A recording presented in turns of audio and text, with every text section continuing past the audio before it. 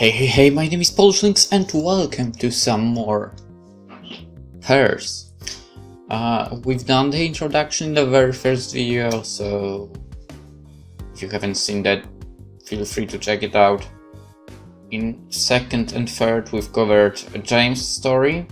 Now to be honest, we could go Ricardo or Dragon, but let's not, and I will actually go to KP, basically Kitten Pink, because she was with James in the route, so let's get to know her. Events in the life? Humans always blow things out of proportion. When I was young, my father taught me a lesson that I never forgot. If you don't want your things taken from you, then you must learn to protect them. Anything less is a disgrace. I duck in the alleyway for cover, tossing a liquid fire capsule behind me. What? I'm tempted to shut my eyes for the coming blitz, but I need to be alert. Oh no, it's 5, not S. Okay, 5, 4, 3, 2. Wait, there was no 1. Hello? There was no 1.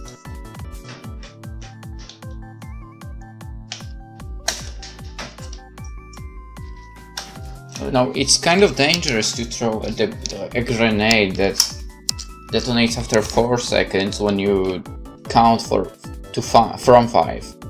Something is not correct here. Anyway, I relish in the explosion. The sound, the flash of light as it bursts, the heat curling around me as the human's car, sirens shriek all around me like a harmonious cacophonic symphony. For a second, the whole universe stops, and it's just me and the heat and noise of chaos embracing me like an old friend. Resisting the urge to take a peek at the damage, I lean against the wall, letting out an annoyed sigh. And all this because I wanted to get you some flowers. As usual, the humans get up in arms when you take their things without giving them the little papers and seem to enjoy exchanging. It's not like we enjoy exchanging them, it's that we don't have any other choice to get the means that we want. Okay? On their little broadcasts, they call it stealing. What? What you do we call stealing, not the other thing. Huh. Everyone knows that this planet is as good as ours, so how can it be stealing if everything I take will eventually be mine? Approaching footsteps put me on alert. Putting a short, thick cylinder from my belt, I twist the handle and watch the shock stamp elongate, a wicked crackle of electricity shivering up my arm harmlessly. What? Harmlessly? Seriously? What are you made of? If I can ask such a question. I run my fingers down the long, slender handle, clutching the center grip with a practiced hand. Here, little kitty, is what someone said. The sniveling voice of one of their soldiers croons from the building above me, thick with condescension.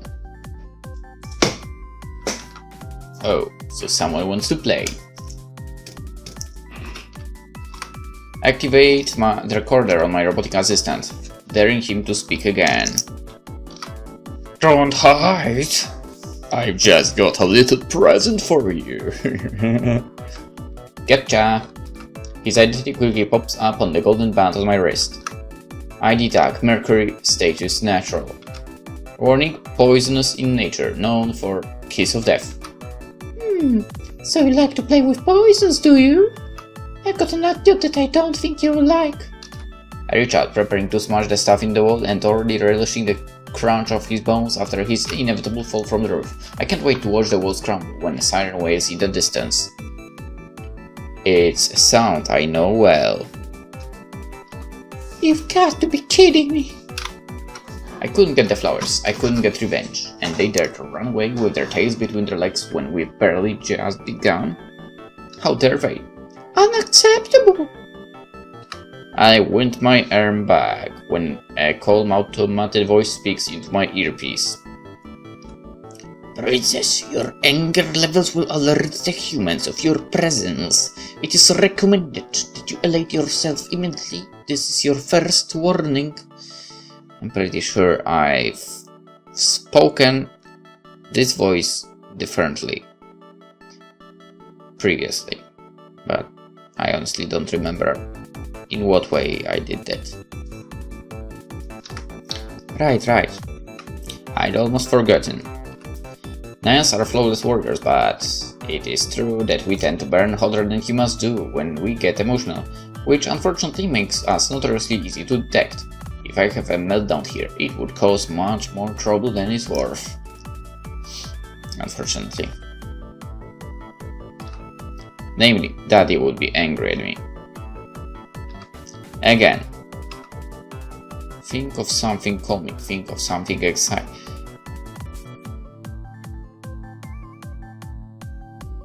Wait.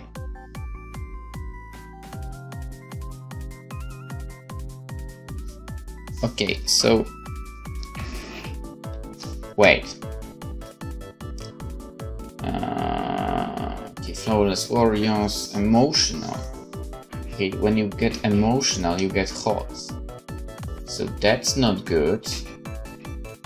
But then again, what would calm you down? Definitely not... Wait, maybe...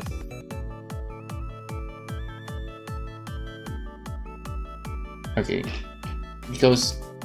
Okay, I'm 100% sure that she will be thinking about James. Okay, if there was an option to think about James, well, that would be easy. The question is if he's hiding under thinking of something calming or thinking of something exciting. I mean...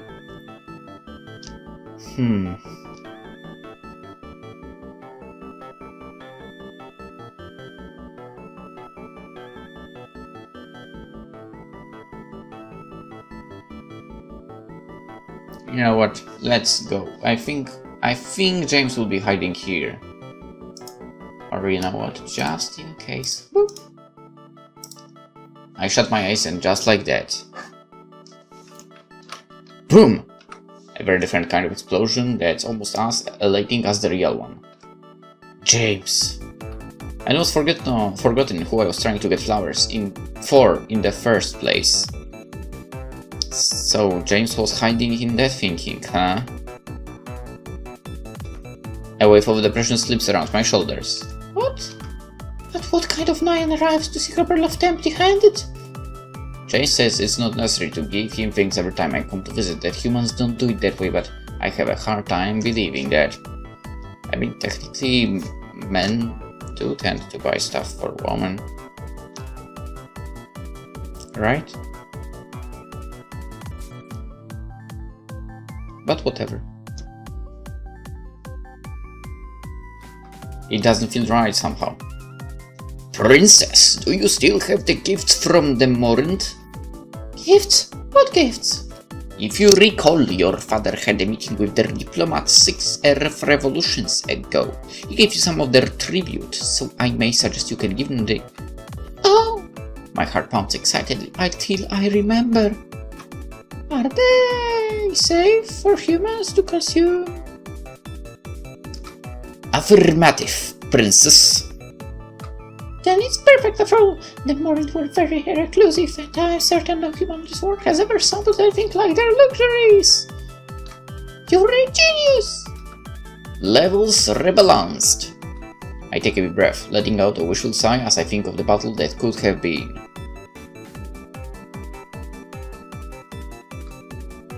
Collapsing my shock staff, I slip the weapon into my belt, muttering under my breath. Daddy just gave me this shock stuff too. I peek out of the alley. The fire is still ablaze, the humans working hard to put it out. Mel, get me out of here. Yes, princess.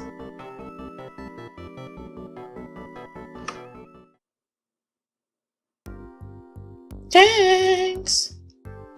I know where I am. It's quiet corner of the city, the kind of area that's still outside of the designated battle zones. For now, anyway. I set off towards the shop when Mel chimes in my ear. What is it now? Your father wishes to speak with you. Daddy? I groan. Put him through.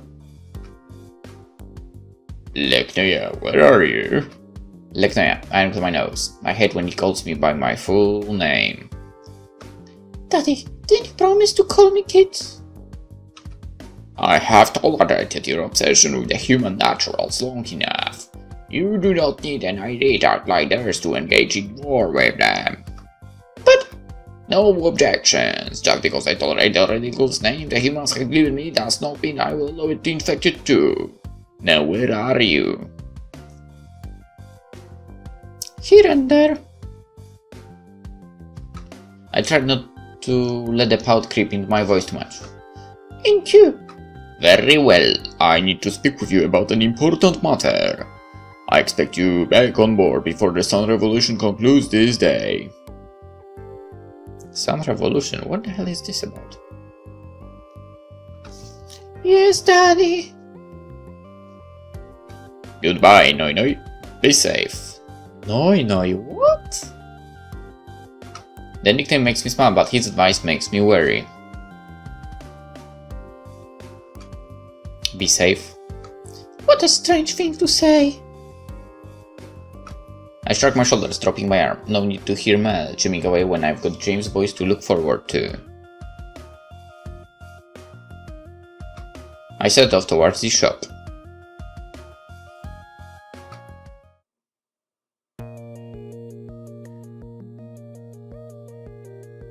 James! At the sound of my voice, James stiffens, then lets out a breath.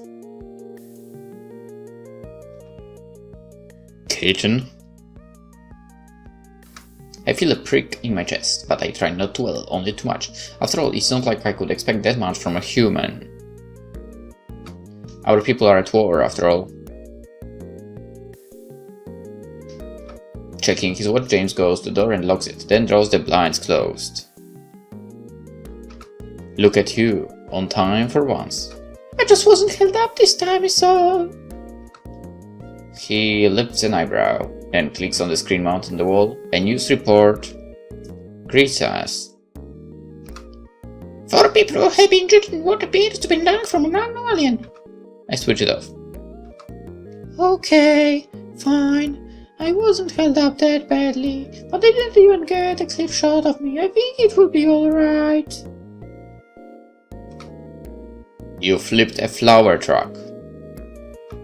I wanted to bring you flowers! No, yeah. I told you before. I know. Gifts aren't necessary. He looks like he wants to say something more, but stops when he sees my pouting expression. I'd been busy making arrangements to get away, and he isn't at all grateful. I let out a small sigh. This isn't at all the reunion I'd imagined. His little communicator lights up on the table, but he doesn't notice as he reaches for the remote to turn off the screen. James, that commutator is bright. I think someone's trying to contact you. He glanced at it in surprise. It's May. I told her not to call me around this time. It must be important. I'll be right back. I have to take this. He leaves me alone, not waiting for a reply from me. You could have answered it with me here, you know. I don't care about your little human conversations. If anything, he should come running when I call. I try not to feel too annoyed. There's still a way to salvage this. After all, I still have the present. Okay. When he returns, I look at him expectantly. Was it urgent?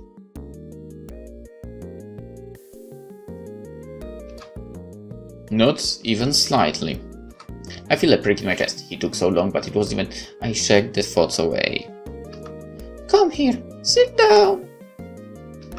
James, I need you to close your eyes. He looks at me wearily. Come on, don't make me close them for you. James' eyes meet mine, but he decides against saying anything. He shuts his eyes, muttering under his breath. I'm just hoping it doesn't explode like those. It won't, don't worry, I checked this time. I try not to feel huffy. How was I supposed to know that Lemur reacts so violently with Earth's atmosphere? And besides, wasn't the explosion glorious? Maybe for you. Growing back my eyebrows and eyelashes was decidedly less glorious.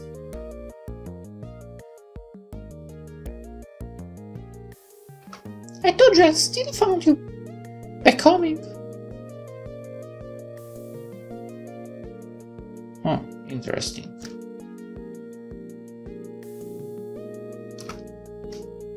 Yeah, and even when the radiation made your eyes glow crazy red, I guess you still looked. I look at him expectantly, but he tries off. What am I supposed to be doing again? I try not to let my shoulders drop. Closing your eyes. Right. He shuts them dutifully. I try not to balk at his lack of trust. It might not be misplaced since actually I only checked if it was safe for humans, but he doesn't need to know that. Huh. Maybe he does know me well. I lift my wrist to speak into the mic. Mel, bring it down. It takes a few seconds, but the gift beams onto the table, still encased in the box. Daddy gave it to me. In. I pull up the lid, then push it in front of him. Okay, you can open them now. His eyes pop open, then flicker towards me unsurely, as though he doesn't know how to react. What is it? Edibles, like the ones you said here. Pastries? Yeah, you've never heard of world sweets, have you? I pull out a blue ring. These ones sparkle at night, and this will change your eye color. It only lasts for a few seconds, but it's pretty cool, right? And James hesitates at first before reaching into the box and pulling out one of the deserts. Are these from your planet? My planet? Well, yes and no. They're from my planet now, so I guess so. Daddy deposed our king ages ago, and I've been dying to go there, but I had to wait until the rebellions fizzled down. Anyway, they gave him these, and he gave them to me, and now I'm sharing them with you. James stares at the snacks, then meets my eyes, looking at me with a perturbed expression. Kitten, aren't you ever bothered by what King Chaos does to other planets? I think about it for a moment, popping one of the sweets into my mouth. The sweets make my vision tint blue for a moment, then goes back to normal. Sometimes, not really. Honestly, I'm pretty sure she doesn't. Not really. James looks at her blankly, then looks unsurprised. I see. Listen, the truth is, we only choose to conquer wars who are too weak to protect themselves. Not just that, but some planets have been under Nyan rule for centuries. They are too dependent on Venom's protection to be freed. If they want to be free, they should seize their freedom with their own strength. If they are not strong enough to do so, then under our protection they should rightfully remain. Well, that's a stupid attitude. And anyway, to reject the gift, such ones who submit themselves would be not only dishonorable, but unnecessarily cruel. It would send the message to seize their planets, but do not value their sacrifices. He looks down the table, wiping down the counter with a cloth. But that still seems wrong. Everyone should be free. I shrug. What freedom is there without strength to protect it? And there are more dishonest ways of living than by conquering worlds on the merit of might and honor. What? What will you do later on then? What do you mean?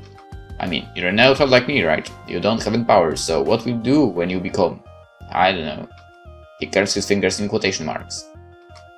Queen Chaos. I know, it seems so far away. I guess I could hold strength tournaments to test the strength of some of the more progressive territories. But I would have to be careful. Men are dependent on our protection. I look down at my hands, considering. Still, it may be better to do we have always done and wait until after the rebel. It is much easier to show one's strength this way. I can't just free them haphazardly, and I don't even want to know how Daddy would react if I dissolved all of our family's hard work. I gesture at the box of sweets. And why do you accept them? James looks at the dish. I still feel like this is wrong, but one couldn't hurt. He hesitates, then pops one into his mouth. His eyes pulse electric blue, then fade back to gorgeous black. I mentally congratulate myself. What a specimen. He's breathtaking, even by Nyan standards. I clap him on the back, enthusiastically earning a satisfied oof. Take them home. You can share them with your Nyling. James, having regained his balance, already chokes on the Morindan rings. I told you, May is not my daughter. You are her caretaker, yes, and she's your Nyling. I roll my eyes, the humans in their specific cities. But I'm not. Never mind. I beam at him. James closes the box, then returns the smile for a brief moment. He disappears when he checks the clock on the wall. You've got to go. It's almost time for me to reopen the shop. People won't believe I'm away buying flour forever, you know. Yeah, I know. I throw my arms around him, my cheek against his chest. Secretly, I know I hugged him this way because if his arms were free, he might not hug me back, but I try not to think such dark thoughts and imagine that his arms would wrap around me. Oh. I will speak with you like this when the invasion ends. James looks at me as though he wants to say something, then shuts his mouth. He finally speaks, resting his chin on my forehead for a brief moment before I let him go. I can't wait until this invasion is over with her. I beam at him, then glance down at Mel. Oh, so many Miss Pinks. What is it? I don't tell him that. Daddy's been trying to contact me endlessly. It's nothing. He eyes me strangely, but I smile disarmingly up at him. Then lean into his chest. I nuzzle into his neck warmly. You smell delicious. I smell like the shop. I like it. And yet you still won't try anything. I work hard making this, you know. I imagine myself biting into one of these strangely colored desserts and narrowly resist gagging. Looking at them is fine, but consuming one? Out of the question. I shot him my most diplomatic smile. Maybe one day. See ya. The last sight I see is James' startled face as I hollow it back on board Daddy's ship. I can only wonder what Daddy wants to talk about. I feel so uncomfortable saying Daddy. I lie in my cot, seeking sleep but failing. My conversation with Daddy, god damn it, haunts me like a bad dream I can't wake up from. No, yeah, we're going back to Venery. Back to Venery, back to Venery. But I don't want to go back to Venery. A strange burning sensation bubbles my nose, makes my eyes itch. It's unpleasantly familiar feeling. Am I distressing? I squeeze my eyes shut, willing the feelings to go away. Full-grown Nyas don't distress. Such a thing is for the newborns who couldn't use their words or fists to express their feelings. And I am not a helpless Nyling. I punch the roof of the boat, using my anger to fuel my fists, but it doesn't help. No matter how many times I hit it, I can still feel the pain in my chest, the sealant glass cracks forcing me to stop. For the first time in my life, I feel hopeless. Daddy, you can't be serious. Nyas don't lose. We don't retreat. Your dedication to this venture is commendable as always, Noya. Truly, I'm proud of the warrior spirit you possess. But I must be frank. Those humans, they are determined to protect this world with all of their might. As our forefathers say, a wild world should not be tamed, a determined world will not. The Advisor Council agrees, any planet with such valiant protectors needn't be conquered. We'll withdraw from the galaxy within an Earth Moon's revolution, and you will be on board, waiting to depart with the others. But Daddy... Noria, please, listen to me. I know you wish to stay, but let this be a lesson to you as well. You are a fine fighter, even with your hindrance. Let yourself become an even finer warrior with this piece of wisdom. Know when it is honorable to retreat. Yes, Daddy. I cringe, thinking back on my silence. I didn't dare say a thing about James, if he knew that the real reason I want to say isn't for the vote of exerting battle, but instead to continue my relationship with a human. I can't even imagine how he would react. Only one Earth moon revolution. I do some quick math to see how many sun revolutions that is. About 30. We only have 30 days left together. I put my hands on my face, holding back the distress. Huh. It's okay to overheat in a pot since it will regulate me before I have a meltdown, but even still, the emotions are overwhelming. I roll to my side, mumbling to Mel. Can I make a confession? You may speak to me when you wish, princess. It's hard to let go of my toys. Okay, I'll be so bored. Back home.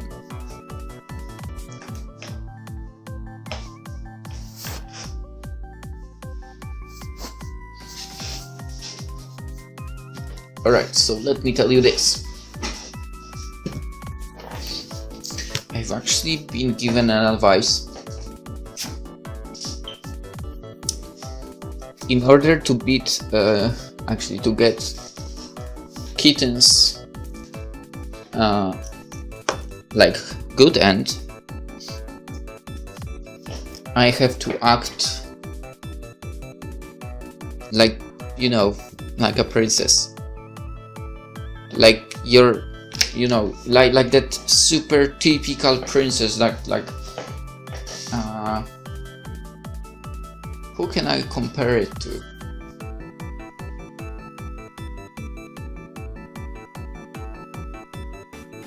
I don't know who I can compare it to, but basically she needs to ask like she's the most important element in the whole galaxy, something like that, okay? So I do believe the choice it's so hard to let go of my toys. Why is it so hard to let go of that which belongs to me? James is my favorite, by far the most enjoyable human I've ever dealt with, but I can't be allowed to keep him. It's so unfair. I have a query, princess. Yes? How do you classify James as a toy when you rarely play with him? Is he not more akin to your client? No, he's definitely just... I fall silent. Mel is right. James never wanted to play with me in the first place, but I'm the one who kept on insisting until he agreed to be mine. Maybe James will be glad to be free of me. Maybe I should be relieved, but I'm not. I want to stay with him a little bit longer. I want him to smile at me just a little bit more. I don't want to leave unless I know he will miss me when I go, Mel. Is that not more cruel, princess? I snort. The humans call us by worse names, at least it won't be anything new. But princess, do you want James to think of you differently? The question is piercing enough that even though I try, I can't find an answer easily. I'm going to sleep, Mel. Yes, princess. I roll over on my side, thinking about James. He accepted the gift from earlier, didn't he? I'm certain that something between us could change. I imagine my visit with James. I can't get it out of my mind, the way he looked at me so weirdly before shutting his eyes. He still doesn't trust me. I sniff indignantly. Humans are such a wasteful bunch. Having actual intergalactic hybrid royalty fawning over you and not doing anything about it. It's an absolute waste, Mel. Mel is silent, wisely. I roll over again, trying to find a cool, comfortable spot.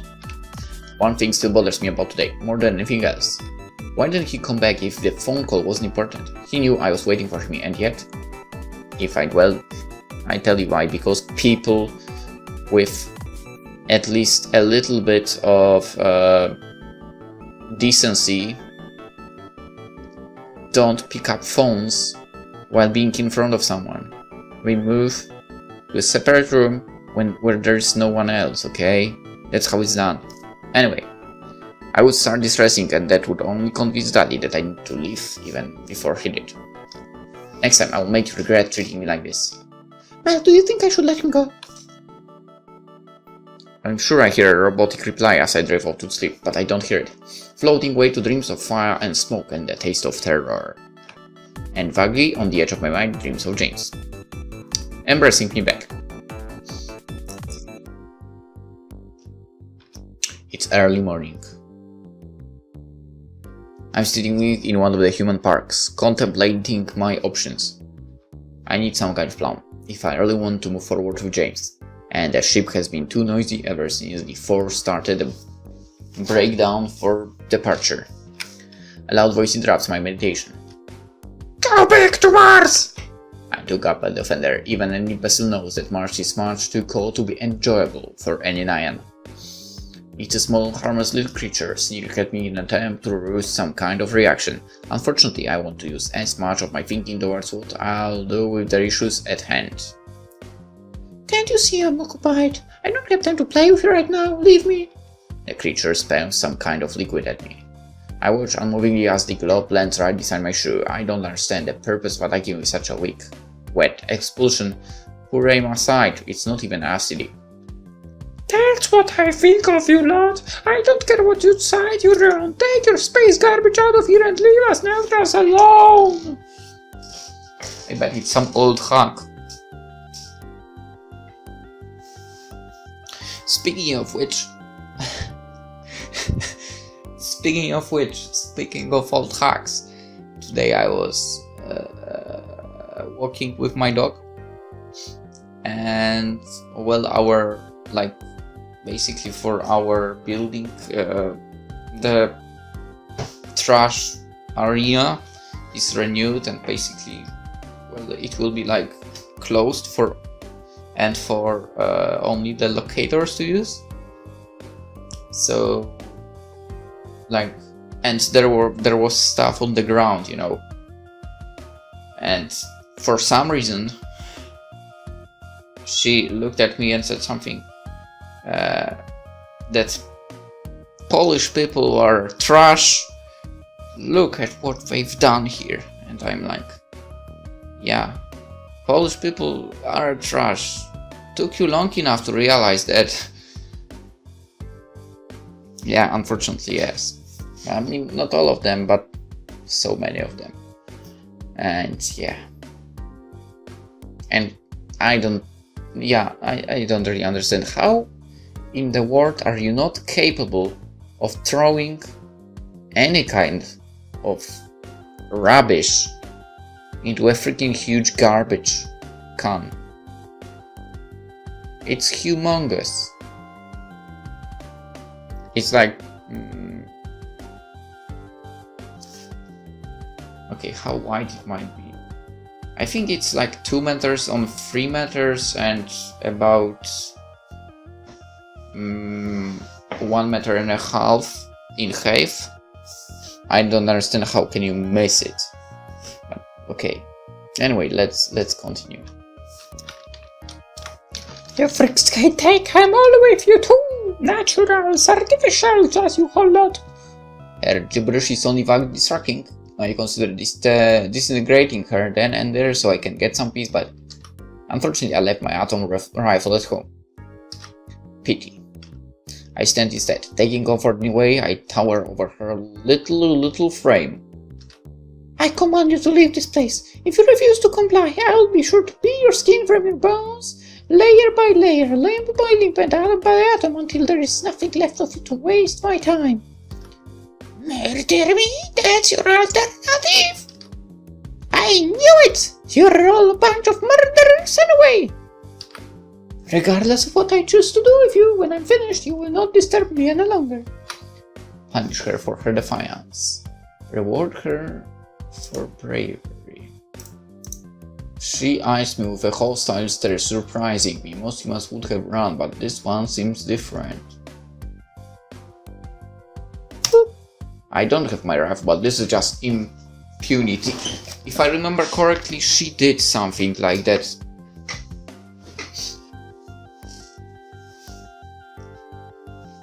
Okay, I'm speaking of James Router now. So yeah, basically I choose that because I do remember there was something like that in his route. Anyway, in his story from his point of view. The approach with anger is one thing, but to dare speak to me like a common soldier? I will not stand for this disrespect. Reach for the handle of my shock staff, twisting the handle. The whip setting is particularly nice for dealing with such things. The moment my fingers touch the whip, I hear someone call my name. Noya! James! I turn the sound and voice, almost startled. He runs up beside me, looking squarely between us. The woman eyes him snarkily. And this thing is yours? Get it a leash!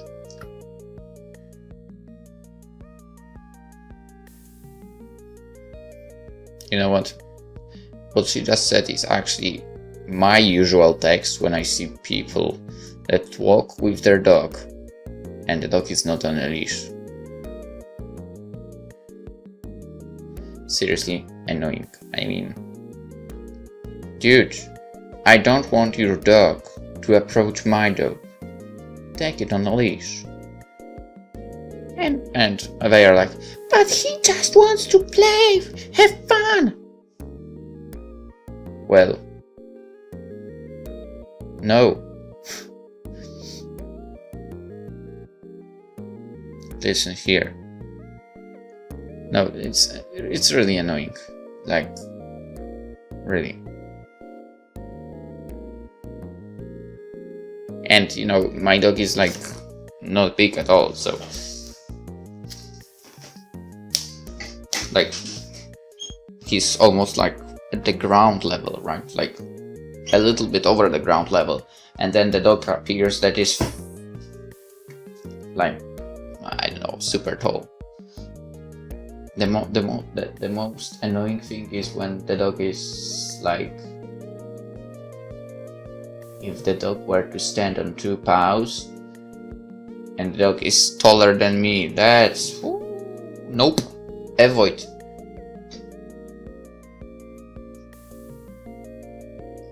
Weird, maybe. Do I not like the fact that I'm not taller? Yes. Anyway, James freezes for a moment. Bite me.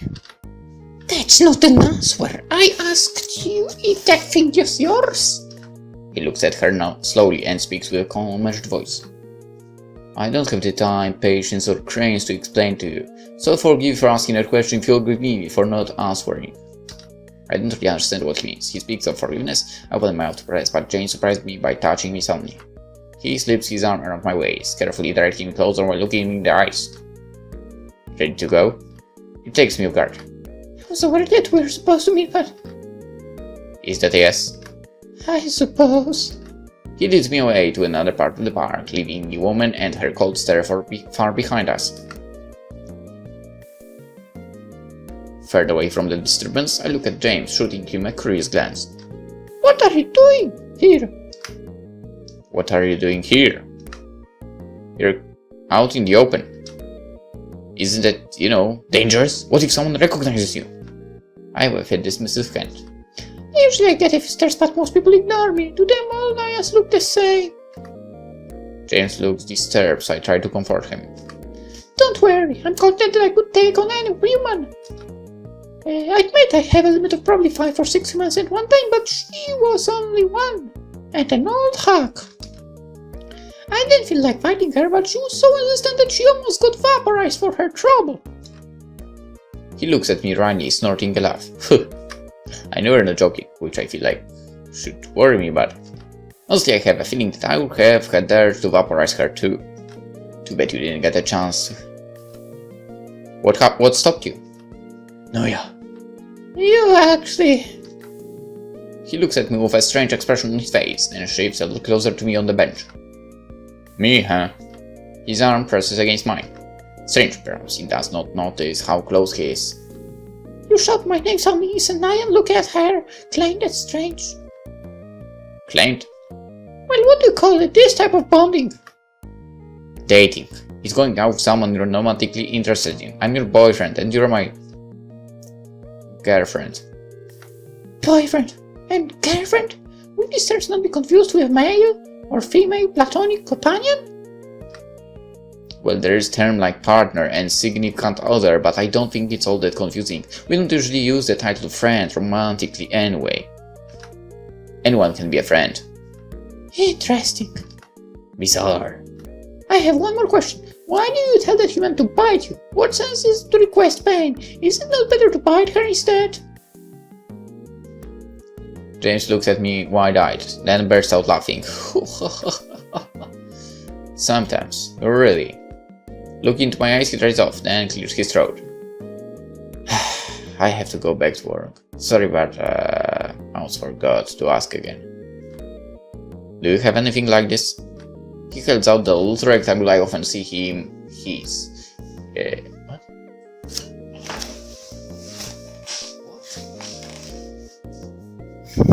What? What do you...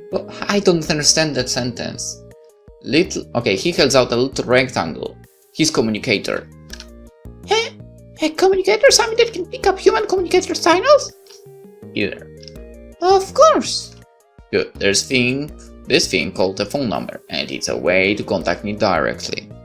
I want to give you mine so you don't always have to keep bursting in the shop whenever you want to, but you have to make me a promise.